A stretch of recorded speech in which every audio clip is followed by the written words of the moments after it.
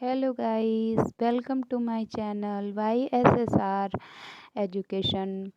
आई hope आप लोग मस्त होंगे, स्वस्थ होंगे, बढ़िया होंगे।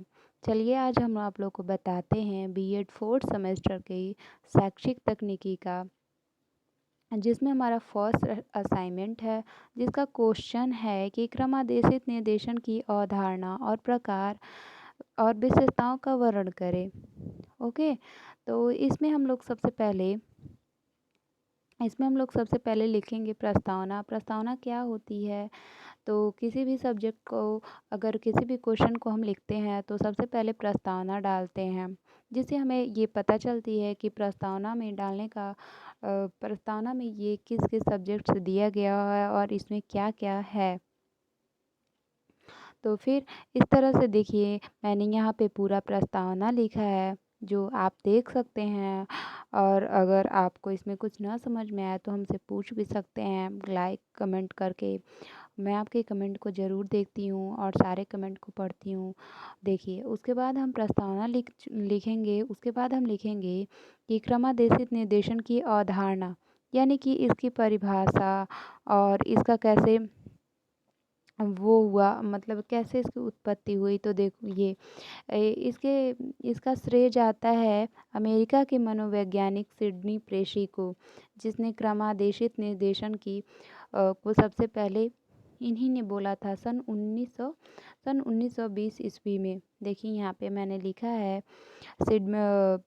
है जिसमें सिडनी प्रेसी और उनके सहयोगी ने सन 1920 ईस्वी में सन 1920 ईस्वी में ऐसे शिक्षण मिशन तैयार किया, जिसकी सहायता से एक एक मिनट गाइस, रुक जाइए। मैं ऐसे कर दूं इसकी साइज को, ताकि आप लोगों को क्लियर दिख सके। ओके, फिर देखिए, फिर यहाँ पे हम लोग देखेंगे कि क्रमादेशित निर्देशन एक नवनिर्मित प्रवृत्ति है जिसके विकसित करने का श्रेय अमेरिका के मनोवैज्ञानिक सिडनी प्रेसी को जाता है और उनके सहयोगियों ने मिलकर सन 1920 ईस्वी में एक ऐसे मिशन तैयार किया, जिसकी सहायता से विद्यार्थियों के सामने प्रश्नों की एक श्रृंखला क्रम अनुसार प्रस्तुत की जाती थी, तथा उन्हें प्रश्नों का उत्तर देने के तुरंत बाद उत्तर ज्ञान कराते थे और विद्यार्थियों को निर्धारित लक्ष्य की ओर अग्रसरित किया जाता था। और फिर है क्रमादेशित निर्देशन की उत्पत्ति कैसे हुई। तो देखिए, क्रमानिर्देशित निर्देशन है, इसकी अवधारणा जो है वो विश्व में तो पहले सिडनी प्रेशी ने दिया था, लेकिन ये इन्होंने जब दिया था तो इन्होंने ये इसको खुल के नहीं बताया था। इसके वजह से इनके द्वारा दी गई ये ज़्यादा दिन तक नहीं चली, और उसके बाद जब ये क्रमादेशित निर्देशन है इसमें आए, इसका इन्होंने जो सिडनी प्रेषित थे, इन्होंने इसका नामकरण नहीं किया था। इन्होंने इसका नामकरण नहीं किया था, नहीं किया था। उसके बाद से आए हमारे ये हैं BF स्किनर जी। स्किनर महोदय आए, इनका मनोविज्ञान में बहुत बड़ा योगदान है बाल विकास में, जिसमें ये आए। तो फिर सन 1920 में सिडनी प्रेसी और उनके कमज़ोर छात्रों द्वारा दी जाने वाली त्रुटियों का पता लगाने के लिए एक ऐसी मशीन को विकसित किया गया, जिसका प्रयोग शिक्षण और प्रशिक्षण दोनों के लिए किया जाता था। फिर देखिए, अर्सी दास के अनुसार जो परिभाषा है, आइए हम लोग इसको देखते हैं। अर्सी दास, प्रोग्राम इंस्ट्रक्शन व्यक्तिगत निर्देशन की एक ऐसी विधि है जहां प्रत्येक व्यक्ति अपनी दर से खुद सीखता है। प्रोग्राम लर्निंग के नए ज्ञान के तत्व होते हैं, जिन्हें स्टेप कहा जाता है, जिन्हें एक क्रम में व्यवस्थित किया जाता है ताकि एक छात्र आसानी से खुद सीख सके। फिर है क्रमानिर्देशन की विशेषताएं क्या क्या होती हैं। तो देखिए गाइस, इसकी जो विशेषताएं हैं वो इस प्रकार से हैं, जो आप देख सकते हैं, और आप ऐसे लिख भी सकते हैं लाइन अप करके। तो फिर ये इसकी विशेषताएँ हो गई।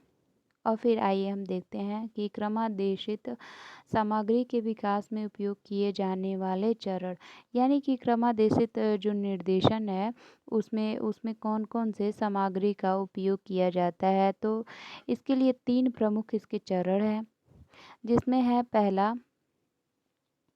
जिसमें पहला चरण है किसी भी कार्यक्रम की तैयारी करना, दूसरा चरण है कि कार्यक्रम का लेखन करना, तीसरा चरण है कोशिश करें और संशोधन करें। यानी कि हम कह सकते हैं कि जैसे कि कोई कार्यक्रम होता है तो हम उसकी पहले तैयारी करते हैं, फिर उसका कार्यक्रम का पूरा लेखन तैयार करते हैं, बनाते हैं कैसे-कैसे किया जाएगा और फिर वो कार्यक्रम एक बार छोटे स्तर पे करके देखते हैं और उसमें क्या-क्या कमियाँ रह गई उसको संशोधित करते हैं। उसी तरह इसमें भी है। तो फिर जो कार्यक्रम की तैयारी है इसमें हमारे 5 स्टेप होते हैं, यानी इसके सब स्टेप, यानी हम इसके कहें तो यानी हम इसके कहें तो इसके सब स्टेप हैं, सब स्टेप्स सब स्टेप्स। तो उसके बाद ये 5 हैं जो कि आप देख सकते हैं इस प्रकार से हैं। और फिर ये है एक कार्यक्रम की लेखन। दूसरा वाला जो था उसमें भी निम्नलिखित चरण होते हैं, जैसे फ्रेम, जैसे देख सकते हैं, जैसे आप यहाँ देख रहे हैं ये है। और दूसरा है सक्रिय प्रतिक्रिया की आवश्यकता, पुष्टि सुधार प्रतिक्रिया के लिए प्रदान की जाती है, छात्रों की प्रतिक्रियाओं का मार्गदर्शन करने के लिए। और फिर ये है, उसके बाद है तीसरा कोशिश करें और संशोधन करें। इसके भी कई सब स्टेप हैं जो ये सब आप देख सकते हैं। और उसके बाद हमारा है क्रमादेशित निर्देशन के प्रकार, यानी क्रमानिर्देशित जो निर्देश है वो कितने प्रकार के होते हैं। तो ये मुख्यतः 3 प्रकार के होते हैं, जिसमें मैं आप लोग को बता दूं। पहला होता है रेखीय पहला होता है रेखीय अभी यहाँ लिखा नहीं रहा, रुकिए पहला देखिए। इसके मुख्यतः 3 प्रकार होते हैं, देखिए यहाँ पे लिखा भी है, इसके मुख्यतः 3 प्रकार होते हैं, जिसमें है पहला निर्देशन की रैखिक प्रोग्रामिंग, यानी वो मैं जो बताई हूँ कि और इसके जनक जो हैं वो बीएफ स्किनर महोदय हैं, जिसमें अगर कोई बच्चा है वो कोई चीज़ सीखता है तो वो एक सीध में सीखता है। यानी कि जैसे हम एक गेम को ले लेते हैं, तो अगर कोई गेम खेलता है तो ये होता है ना कि पहले आप एक लेवल पार करिए, उसके बाद ही आपको दूसरे में प्रवेश मिलेगा, उसके बाद हम तीसरे में जाएँगे। उसी तरह ये एक सीध में चलती है, यानी लाइन में चलती है। इसीलिए इसको रेखीय यानी लीनियर प्रोग्रामिंग बोलते हैं। तो गाइस ये है जो इसमें ऐसे आप ऐसे ही जो छात्र होता है वो ऐसे ही एक-एक स्टेप आगे बढ़ता हुआ सीखता है। और गाइस इसमें ये भी होता है कि अगर आप पहले स्टेप पे अटक गए, अगर आपसे पहला पूरा नहीं हो रहा है तो आप दूसरे पे नहीं जा सकते जब तक कि इसको कंप्लीट नहीं करेंगे। इसको कंप्लीट करने के बाद ही आप दूसरे पे जा सकते हैं और इसके बाद आप तीसरे पे जा सकते हैं। ठीक है? और उसके बाद हम देखिए रेखीय प्रोग्रामिंग है और फिर इसके क्या कौन-कौन से इसके सिद्धांत होते हैं। तो ये निम्नलिखित सिद्धांतों पे आधारित होता है, जिसमें ये देख सकते हैं आप एक छोटे चरणों का सिद्धांत, तत्काल पुष्टि का सिद्धांत, सक्रिय प्रतिक्रिया का सिद्धांत, स्वप्रेषण का सिद्धांत और छात्र प्रशिक्षण। और फिर इसकी विशेषताएँ हैं, रेखीय अनुदेशन की कुछ विशेषताएँ हैं जो आप देख सकते हैं। आइए हम इसकी विशेषताओं को देखते हैं। इसकी विशेषताएँ हैं, देखिए आप इसकी विशेषताओं को देख सकते हैं और ये सब इसकी विशेषताएँ हैं। और उसके बाद हम आते हैं निर्देशन की जो दूसरी शाखा है, प्रोग्रामिंग यानी ब्रांचिंग। तो इसके जो मतलब इसके जो इसको विकसित किए हैं उनका नाम है, देखिए उनका नाम है नॉर्मन ए क्लाउडर, यानी इनको नॉर्मन ए क्लाउडर द्वारा विकसित किया गया था। इनको नॉर्मन ए क्लाउडर द्वारा विकसित किया गया था और व्यक्ति की आवश्यकताओं रुचियों को दृष्टि में कोड को ध्यान में रखकर किया गया था। यानी कि देखिए जैसे हम लोग लीनियर में पढ़े ना कि एक स्टेप फॉलो करने पे दूसरे स्टेप पे जाते हैं, फिर तीसरे पे जाते हैं, लेकिन साखी में ऐसा नहीं होता है। साखी में ऐसे-ऐसे करके, ऐसे-ऐसे करके ऐसे बहुत सारे स्टेप्स होते हैं।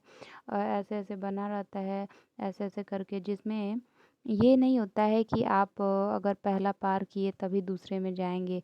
आप चाहें तो रुकिए मैं कलर चेंज कर दूँ, देखिए। आप चाहें तो इसको पहले कर सकते हैं, फिर इसको दूसरा इसको कर सकते हैं, तीसरा इसको कर सकते हैं, चौथा इसको कर सकते हैं, फिर पाँचवाँ इसको कर सकते हैं, छठवाँ इसको कर सकते हैं, सातवाँ इसको कर सकते हैं।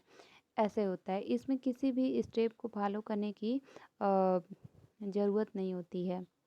ओके गाइस, तो फिर इसके भी प्रमुख कुछ रूप होते हैं, जिसमें निर्मित प्रतिक्रिया प्रोग्राम है, निर्मित विकल्प प्रश्न है, ब्लॉक प्रश्न है, रेखीय अनुक्रम है। फिर हम आ जाते हैं इसके लक्षण पे। तो देखिए जो ब्रांचिंग प्रोग्राम है, इसके कुछ लक्षण होते हैं जो कि इस प्रकार से है। आइए हम इसके कुछ लक्षणों को देखते हैं। साखी अभिक्रमण में रेखीय अभिक्रमण की तुलना में शिक्षण सामग्री अधिक होती है।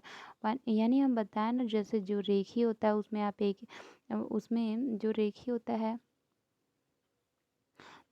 होता है, उसमें आप किसी भी जो रेखीय होता है उसमें आप किसी भी स्टेप को फॉलो करेंगे तो उसके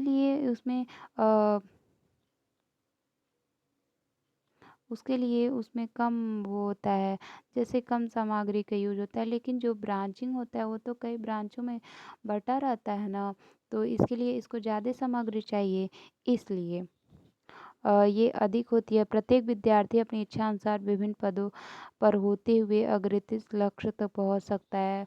वही उसके बाद इसकी देखिए विशेषताएं हैं। फिर है मैट्रिक्स अनुदेशन।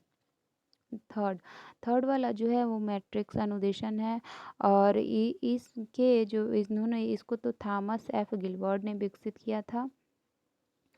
और देखिए जो मैट्रिक्स शब्द है, इसका नामकरण यूनानी भाषा के शब्द मैथिन से के आधार पर किया गया है, जिसका अर्थ होता है सीखना। इस विधि में पाठ्य सामग्री को अवरोही क्रम में व्यवस्थित किया जाता है तथा इसे अवरोही श्रृंखला अभिक्रमण भी कहा जाता है। यानी कि इसमें भी जैसे ये होता है, इसमें भी ऐसे ये जैसे रेखीय वाले में था, इसमें भी ऐसे ऐसे ही किया जाता है, और ऐसे ऐसे करके यहाँ पे होता हुआ सब करते जाते हैं। फिर देखिए गिलबर्ट महोदय के शब्दों में, गिलबर्ट महोदय ने इसके लिए परिभाषा दिया था, जो कि इस प्रकार है। और वही अभिक्रमित अध्ययन जटिल व्यवस्था, समूह विश्लेषण व पुनर्निर्माण के लिए पुनर्वलन के सिद्धांतों को पूर्ण व्यवहार अधिकार पर प्रतिनिधित्व करता है। फिर है इस अभिक्रमण की 3 अवस्थाएं हैं।